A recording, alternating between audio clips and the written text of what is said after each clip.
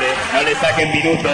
Pero déjenme decirles que yo he venido con una muy buena disposición a este debate, pero lo que me doy cuenta es que aquí hay una serie de falacias, de argumentos que no tienen ningún fundamento en la historia ni en la evidencia, y una serie de inconsecuencias en lo que se plantea, porque ni siquiera hasta ahora, y espero que en el tercer exponente esto cambie, se ha definido lo que es el socialismo para justificar por qué es mejor que un sistema de libre mercado. Lo que sí se hace siempre es plantear un capitalismo real con todos los pecados que tiene versus un socialismo ideal, que es aquel donde todos vamos a ser felices y vamos a ser, por supuesto, prósperos y vamos a ser iguales. Pero déjenme decirles una cosa.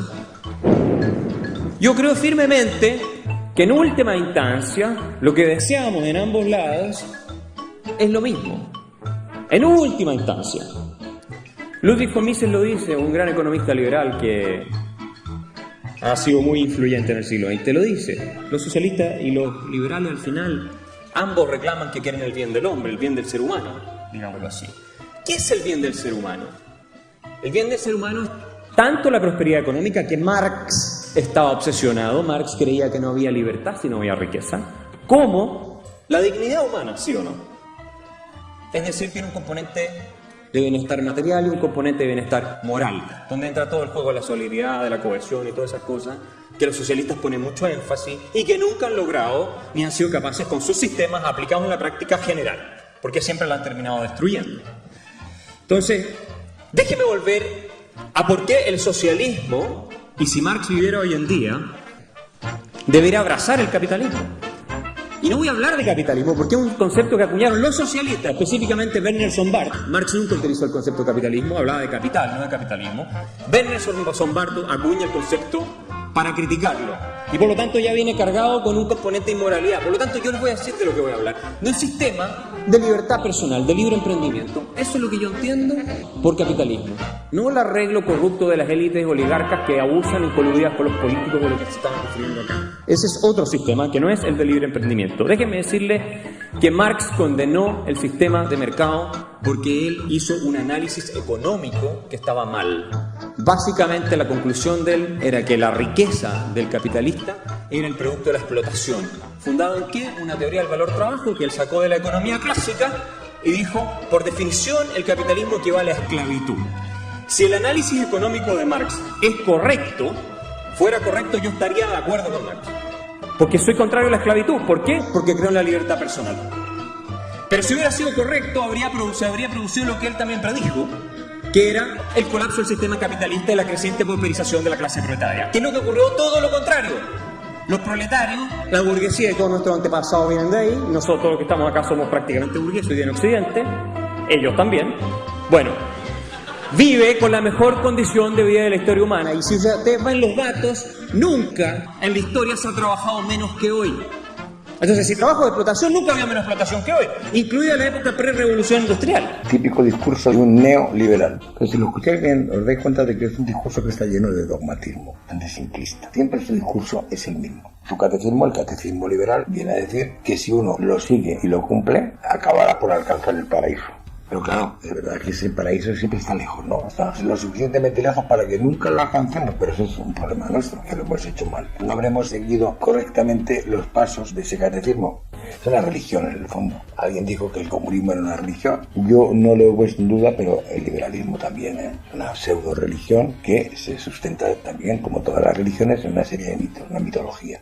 Vamos a hablar de estos mitos. El mito número 1. La globalización es el único camino efectivo hacia el desarrollo. Es un mito clásico liberal del siglo XIX, cuando se crean los estados-nación que hoy día conocemos, tal y como hoy los conocemos. Me refiero a Italia, Francia, la España que nace a partir de la PEPA, de la Constitución de 1812, etcétera, etcétera, etcétera. Hasta ese momento, las naciones estas que hoy conocemos, el Estado-nación europeo, no eran tales. O sea, en España, pues como todos sabéis, ya hemos hablado muchas veces de ello, estaba la España de los fueros. Francia, antes de la Revolución Francesa, lo mismo. En Italia, pues la unificación de Italia la hace Garibaldi. Todo responde a un ideal, que es el ideal de la globalización, que en aquellos momentos llegaba hasta donde lo permitía la tecnología. Voy a ponerme marxista en esto, pero ahí la tecnología marca un punto clave. En el siglo XIX, con el invento del ferrocarril y incipientemente ya la electricidad y demás, permite que se trasladen materias primas y productos ya manufacturados a distancias más largas. Simplemente antes del ferrocarril no era rentable hacerlo de otra manera. Mover un carro lleno de trigo de un valle a otro encarecía demasiado el producto. Entre los 60 y los 80, la mayoría de los países que estaban en desarrollo adoptaron el principio de la sustitución de importación. Y aquel principio yo me acuerdo que en España también lo había, lo llamábamos incluso autarquía. Pero vamos, básicamente se basaba en no importar aquello que uno era capaz de producir. Era algo muy lógico. Ello permitió un desarrollo industrial en cada una de las naciones bastante significativo, incluso países muy en vías de desarrollo, como ciertas naciones de Sudamérica. Aquí en Europa, no digamos, España despuntó industrialmente con esa política, llegando a unos niveles que no hemos llegado, que ahora no estamos, naturalmente. En cambio, a partir de la caída de la Unión Soviética, me diréis que siempre pongo esa referencia, pero es que es un punto de inflexión. El mundo cambió. En el periodo, digamos, comprendido entre finales de los años 80 y el año 2000, por poner también una fecha, estamos ya en el 2020, cambia por completo la mentalidad. Al haber desaparecido la Unión Soviética, caen los muros, caen las fronteras y el capitalismo vuelve a sus orígenes. Todo esto que decía aquí este conferenciante, de que Marx se equivocó porque en vez de pauperarse la clase obrera, lo que ha ocurrido, que hemos vivido mejor, pues sí es cierto, hemos vivido muy bien, pero ojo, lo que se está olvidando Kaiser es dejar bien claro por qué hemos mejorado con el capitalismo. Es que el capitalismo, por miedo a los tanques soviéticos y por miedo al comunismo, tuvo que hacer una serie de reformas para adquirir un rostro más humano y dejar de explotar a la gente en la forma en que lo explotaba a finales del siglo XIX. Si no hubiera sido por el miedo al comunismo, el miedo a los tanques soviéticos, sobre todo a partir de la Segunda Guerra Mundial y antes también, el capitalismo se hubiera mantenido en sus derroteros del siglo XIX. Para que surgieron los fascismos, surgió el comunismo, surgieron una serie, digamos, de movimientos que podían hacer amenazar al capitalismo. Surgió también como una reacción al socialismo como al capitalismo, las terceras vías, todo esto. Toda esta amalgama de ideologías peligrosas para el capitalismo le hizo replantearse las cosas y hacer que las clases obreras vivieran mejor. Y eso es lo que dio origen a la socialdemocracia, el estado del bienestar y todo esto que hemos tenido. Y esto es lo que se olvida decir Kaiser. Sí, vivimos mejor ahora que en el siglo XIX, faltaría más, pero él nos dice la verdadera causa por la que esto ha ocurrido. Y de hecho, cuando cae la Unión Soviética, cuando cae el muro, en este periodo que os digo, a partir de esa época, el capitalismo torna a sus fueros, vuelve a la desregulación. Eso de la sustitución de importaciones que había antiguamente, vamos a producir lo que podamos producir y no comprarlo fuera, eso es reemplazado por la desregulación. La política de nacionalizaciones es reemplazada precisamente por la de privatizaciones. Se eliminan las barreras comerciales internacionales que antes existían, precisamente en el anterior periodo, cuando existía la Unión Soviética. Eso rompen las barreras comerciales y se abre en los países a las inversiones extranjeras. Eso, además, con la firma de acuerdos de libre comercio. Nace la OMC, la Organización Mundial de Comercio, en fin, todo cambia por completo. El capitalismo, a marchas forzadas, retrocede sobre sus pasos y vuelve al siglo XIX, que es donde se encuentra más a gusto y donde nunca se hubiera movido si no le hubieran forzado a moverse el miedo al comunismo. Porque el comunismo, hasta la gente de derecha, gente conservadora, votantes del PP, que vivís ahora bastante bien como trabajadores de una empresa o lo que sea, tenéis que tener bien claro que todas las reformas que hubo aquí en España en la época del régimen de Franco, creación de viviendas sociales, los trabajos fijos, la seguridad social, la sanidad gratis, con la medicina gratis, todo esto que tuvimos, olvidaros, jamás la habríamos tenido si no hubiera existido a nivel internacional, no aquí en España solamente, el miedo al comunismo. Igual que en el resto de Europa no hubiera existido el estado de bienestar, la socialdemocracia y todos estos sustitutos al modelo capitalista clásico. En cuanto desaparece el peligro, en cuanto desaparece el miedo, el capitalismo retorna a sus fueros. Es lógico. Y hay que tener presente también que la economía manejada de una manera muy especulativa, y basta para ello ver que los mercados, a partir del momento en el que se han levantado las regulaciones, han elevado el valor real de los bienes y el precio de los bienes y servicios hasta, pues en España por lo menos yo hablaría casi multiplicar por 50. No son los incrementos que nos va diciendo el gobierno. Todos estos liberales están completamente a favor de la eliminación de fronteras. Como el Papa, ¿no? No hay que construir muros, sino puentes.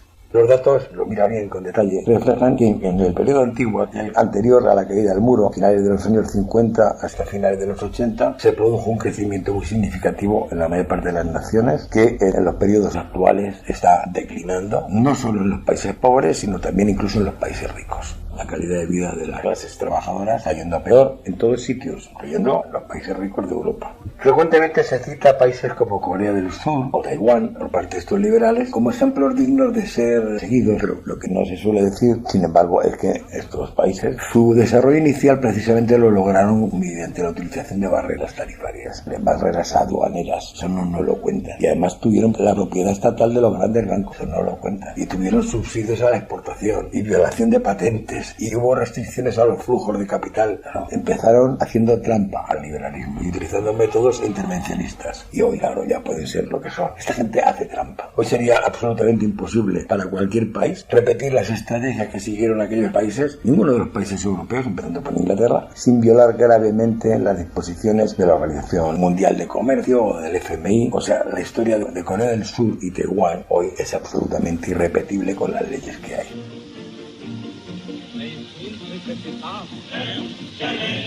Гордость флота англичан.